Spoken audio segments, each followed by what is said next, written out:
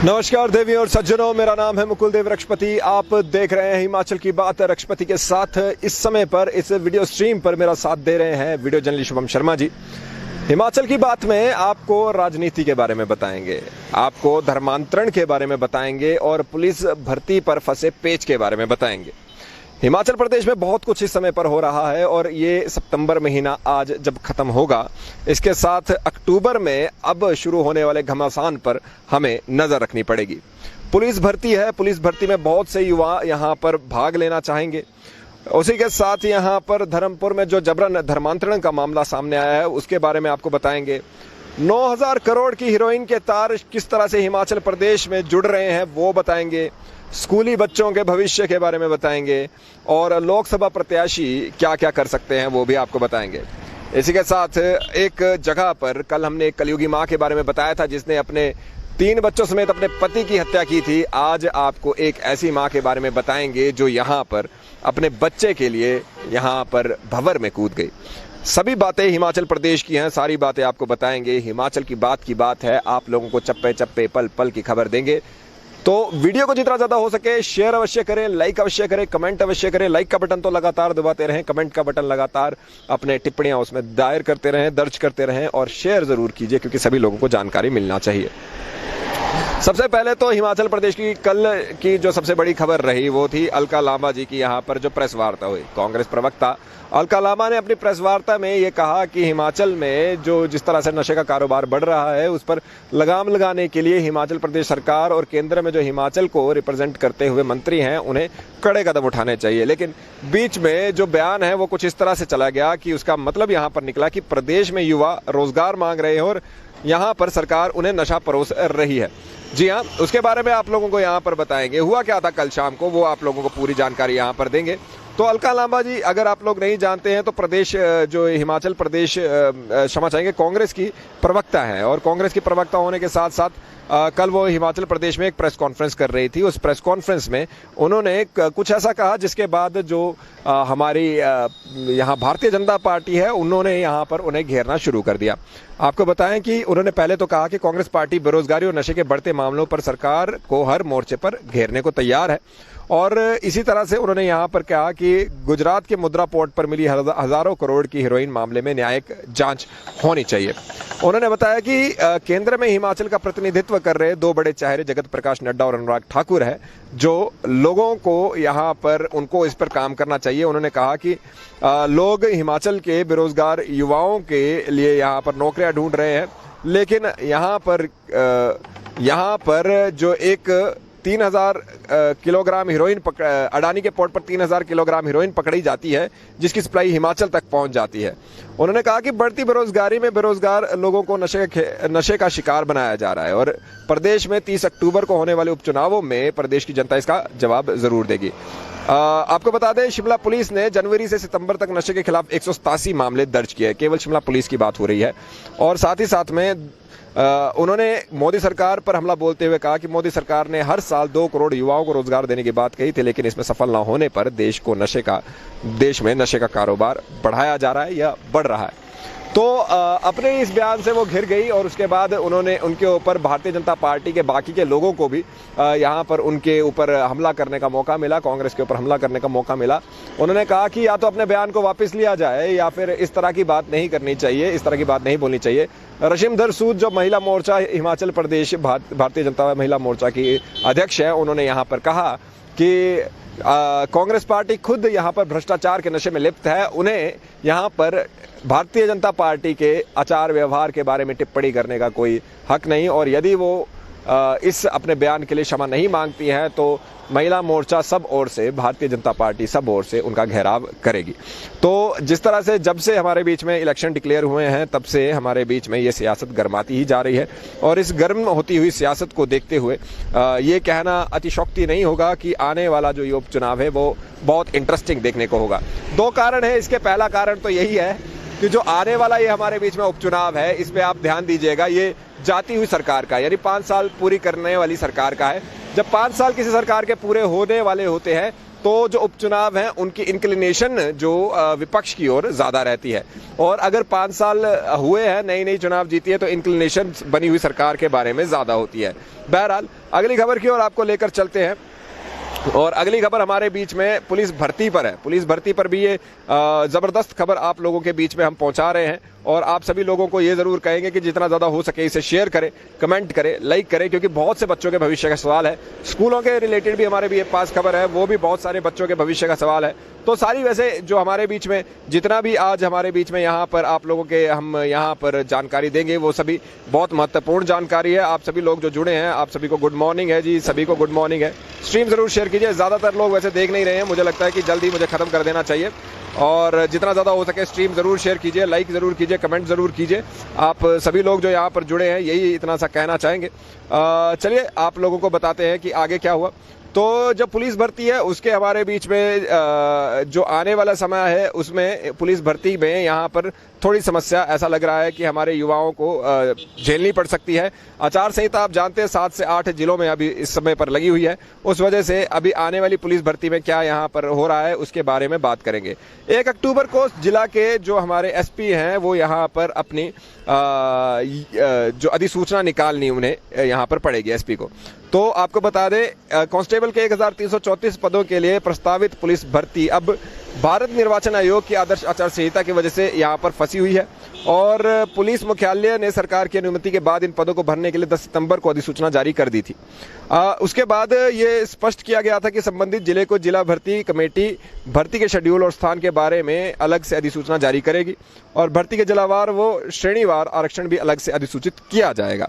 लेकिन अब असमंजस की स्थिति ये पैदा हो गई है कि आचार संहिता लागू हो चुकी है, और उसके साथ साथ पुलिस मुख्यालय ने इस संबंध में हिमाचल प्रदेश के मुख्य निर्वाचन अधिकारी को पत्र लिखकर स्थिति स्पष्ट करने को कहा है। उन्होंने पूछा है कि अधिसूचना पहले जारी हो चुकी है, साथ ही जिस पे 1 महीने में चुनाव की प्रक्रिया पूरी होनी है उस मियाद के दौरान पुलिस की भर्ती के लिए सिर्फ ऑनलाइन आवेदन किए जाने हैं। ऐसे में भर्ती प्रक्रिया शुरू होने से चुनावों की तैयारियों में कोई दिक्कत नहीं होनी चाहिए।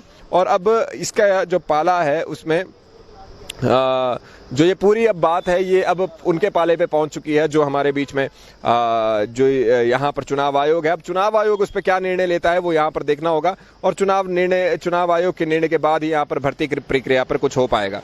अभी के लिए तो ऐसा लग रहा है कि जो भर्ती प्रक्रिया है वो हो जाएगी, लेकिन अभी प्रश्न ये रहता है कि होगी नहीं होगी, कैसे होगी, वो सब यहाँ पर अभी तक असमंजस की स्थिति है। आप लोग स्ट्रीम जरूर शेयर कीजिए, कमेंट जरूर कीजिए, लाइक के माध्यम से लगातार जुड़ते रहे, और आप लोगों को पूरी हिमाचल प्रदेश की जो जानकारी है चप्पे चप्पे की वो हम यहाँ पर देते रहेंगे। ज़्यादा लोग जुड़े नहीं हैं, हम कुछ भी यहाँ पर बता सकते हैं। बहरहाल चलिए कोशिश ये करेंगे। चलिए इसके साथ ही आपको बता दें कि आने वाले चुनावों में मंडी का लोकसभा चुनाव भी है, उसमें आपको बता दें कि प्रत्याशियों को खर्च करने के लिए अब उनका जो कोटा है वो 77 लाख रुपए कर दिया गया है। ये पहली बारी घर से वोट डालने वाले दिव्यांगों और जो बुजुर्ग होंगे उनकी भी वीडियोग्राफी यहाँ पर की जाएगी। आपको बता दें 77 लाख पहले जो 70 लाख थे अब 77 लाख वो कर दिए गए हैं, वो उसे खर्च कर सकते हैं। उसके साथ ही असमर्थ दिव्यांग मतदाता को पोस्टल कार्ड से मतदाता प्रक्रिया की भी वीडियोग्राफी की जाएगी, और संबंधित सहायक निर्वाचन अधिकारी पूरा प्रबंध ये करेंगे। तो एक नई चीज़ हमारे बीच में देखने को मिली है। आपको बता दें कि मंडी में पत्रकार वार्ता के दौरान ये जानकारी दी गई कि मंडी संसदीय क्षेत्र में 12,85,903 मतदाता हैं, जिसमें से 6,38,499 महिला मतदाता और 6,47,399 पुरुष वोटर हैं। सर्विस वोटर 13,390 है, और तीसरे जेंडर के 5 मतदाता भी वहां पर हैं। 1 अक्टूबर को वोटर लिस्ट अंतिम रूप से प्रकाशित होगी और 2,365 मतदान केंद्रों पर स्थापित की जाएगी। इसके साथ अब अगली खबर की ओर आपको लेकर चलते हैं। तो आपको बता दें कुछ समय पहले आपने सुना होगा कि शिमला से हमारे बीच में 3 लोगों को गिरफ्तार किया गया था। आपको बता दें अब उसके जो गिरफ्तारी है वो किस मामले में हुई थी उसके बारे में बात करें तो वो 9,000 करोड़ के हेरोइन के मामले में यहाँ पर वो गिरफ्तारी की गई थी। अब यहाँ पर उसके तार शिमला के बाद अब कुल्लू से भी जुड़ने लगे हैं। आपको बताना चाहेंगे कि 2 दिन पहले जो ये शिमला में 2 अफगान नागरिकों की गिरफ्तारी करने के बाद कुल्लू से भी पहली गिरफ्तारी अब की जा चुकी है, और टीम ने कुल्लू के 3 लोगों से पूछताछ की। उसके बाद व्यक्ति को गिरफ्तार कर लिया है, उसे कुल्लू कोर्ट में ट्रांजिट रिमांड के लेने के लिए मुंबई ले जाया गया है। और सोमवार को वो कुल्लू पहुंची थी टीम, और मुख्यालय के एक निजी होटल में रुके 3 लोगों को हेरोइन मामले में कड़ी पूछताछ उन्होंने की। राजस्व आसूचना निदेशालय के अधिकारियों से पहले होटल के बाद में SUI के कार्यालय में भी पूछताछ की गई है। इसमें एक व्यक्ति को गिरफ्तार किया गया है और बुधवार को उसे कोर्ट में पेश किया गया। टीम ने कुल्लू पुलिस की मदद मांगी थी, जो उन्हें दी गई। हालांकि कोई भी यहाँ पर सामने कैमरे के ये कोई भी चीज़ नहीं कह रहा, क्योंकि शायद यहाँ का मामला नहीं है, लेकिन फिर भी इस चीज़ को जब हम आपके बीच में प्रस्तुत कर रहे हैं तो पूरी इसके बारे में हमारे बीच में जानकारी पहुँची है। इसके साथ भंवर में एक बच्चा फंसा तो उसे बचाने के लिए उसकी मां भंवर में कूद पड़ी। बात हमारे बीच में पंजावर ऊना की है, जहां पर एक हादसे में बच्चे की मां भी जो बच्चे के यहां पर भंवर में फंसने से मृत्यु हो गई है। जब बच्चा डूब रहा था तो मां ने भी पानी में छलांग लगा दी, लेकिन गहराई ज़्यादा होने की वजह से दोनों नदी में ही फंस गए। और वहाँ पर एक प्रवासी जो मंटू नाम से बिहार के रहने वाले थे उन्होंने महिला को तो जीवित बाहर निकाल लिया, लेकिन बच्चे को निकालने से पहले उसकी मौत हो गई। मंगलवार शाम को यहाँ पर प्रवासी परिवार की महिला अपने 12 वर्षीय बच्चे के साथ स्वान नदी में नहाने उतरी थी और बच्चे ने जैसे ही नहाने के लिए छलांग लगाई, गहराई ज़्यादा होने के कारण वो डूबने लगा। जब मां ने शोर मचाया तो बाकी लोग भी वहां पर पहुंच गए, लेकिन उसी दौरान जब तक वो वहां पर पहुंचे, औरत को तो बाहर निकाल दिया गया, मां को तो बाहर निकाल दिया गया, लेकिन बच्चे की यहां पर मृत्यु हो गई। आखिर में 9वीं से जमा 2 की परीक्षा अब साल में 2 बार यहां पर होगी। आपको बताना चाहेंगे कि यहाँ पर जो बदलाव किया गया है, तो बुधवार को अधिसूचना इसकी जारी की गई है। इसमें नई व्यवस्था में सेमेस्टर प्रणाली की शुरुआत हो गई है और हिमाचल प्रदेश स्कूल शिक्षा बोर्ड की मान्यता प्राप्त विद्यालयों में अब साल में 2 बार परीक्षाएं होंगी। आपको बता दें, हिमाचल प्रदेश स्कूल शिक्षा बोर्ड के अध्यक्ष डॉक्टर सुरेश सोनी थे यहाँ पर बातचीत में। उन्होंने कहा है कि राष्ट्रीय शिक्षा नीति 2020 के अंतर्गत 5+3+3+4 पद्धति के अनुसार शैक्षणिक सत्र 2021-22 की सेकेंडरी स्टेज की कक्षा 9वीं और 12वीं की परीक्षाएं टर्म 1 और टर्म 2 के आधार पर ली जाएंगी। इस व्यवस्था के तहत ये परीक्षाएं नवंबर 2021 और मार्च 2022 में आयोजित करने के आदेश निर्धारित किए गए हैं और 50-50% पाठ्यक्रम इसमें आया करेगा। इसी के साथ पिछले साल 2020-21 के अनुसार 30% की कटौती भी इसमें की जाएगी। सिलेबस की यहाँ पर बात हो रही है। अब बात हमारे बीच में रामपुर के, जहाँ पर एक जबरन धर्मांतरण का मामला हमारे बीच में सामने आया है और नकदी व यूपी की गाड़ी समेत यहाँ पर 3 लोग धरे गए हैं। आपको बताना चाहेंगे, हंगामा वहाँ पर बरपा जब विश्व हिंदू परिषद के कार्यकर्ताओं और ग्रामीणों ने धर्मांतरण करवाने वाली यूपी नंबर की गाड़ी के आए 3 लोगों को पुलिस थाने रामपुर पहुंचाया और उन पर कार्रवाई करने के लिए मंगलवार रात पुलिस थाने के बाहर प्रदर्शन किया। आपको बता दें, तीनों लोगों को गिरफ्तार कर लिया गया है और यहाँ पर रिमांड पर भेज दिया गया है। यहाँ पर जो पुलिस है उन्होंने बताया कि लालसा पंचायत में मंगलवार दोपहर एक यूपी नंबर की गाड़ी पहुंची और उसमें सवार 3 लोग एक दुकान पर आ धमके।